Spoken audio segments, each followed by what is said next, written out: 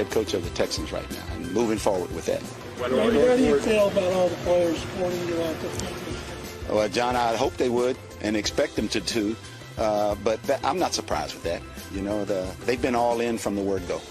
Have you spoken with Nick or Mr. McNair, Cal, about your future again? Not at all.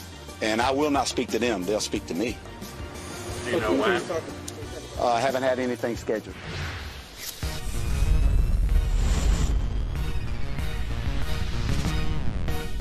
That was just Monday. David Culley, the day after the season ends, the hay's in the barn. There's no further evidence to be collected as to whether or not he should continue to be the head coach of the team. But supposedly, and I think supposedly is the key word for today, supposedly after 4 days of careful thought and deliberation, the very difficult decision was made by the Houston Texans to move on from David Culley. And by the way, if you're BMW, how do you feel about having your logo attached to that soundbite when they fired the guy just 3 days after he said that? Good morning, Peter. Hello. Good morning, Mike. I mean, look, it's not that was unexpected, but it was slightly ham-handed, only a little bit less ham-handed than the New York Giants. But, what's interesting about the coaching, the coaching thing going on around the league right now, in my opinion, is that all these teams are firing coaches, and I think truly they don't have any idea who they want to hire.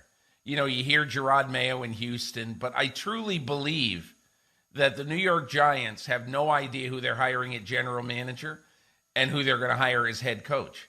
It's a very odd time in the NFL right now because there isn't we all got to go get that guy.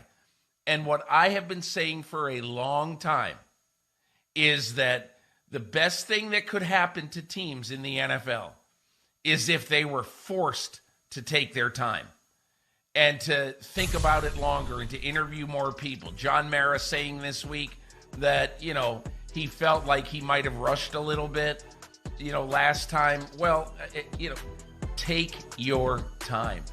Take your time. Look, I'm not saying the Indianapolis Colts absolutely got it right, but I think inside that organization, they're thrilled that it took until 1 week after the Super Bowl to get Frank Reich. And again, I know today everybody's saying, whoa, why are you bringing up Frank Reich? Because Frank Reich is a really good NFL coach. And I just think that if you take your time and if you do this more with deliberation, you're almost always going to end up happier, when you go back and look at it a couple of years later.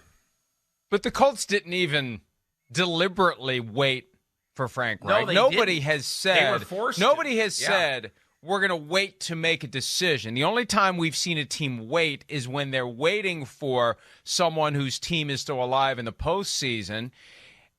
And with the Patriots and the Colts, when Josh McDaniels became available, he unexpectedly said no thanks, and that's what forced the Colts to pivot to Frank Reich. So, hi, I'm Mike Tirico, and thanks for watching. Make sure to hit subscribe for the latest news and highlights from NBC Sports.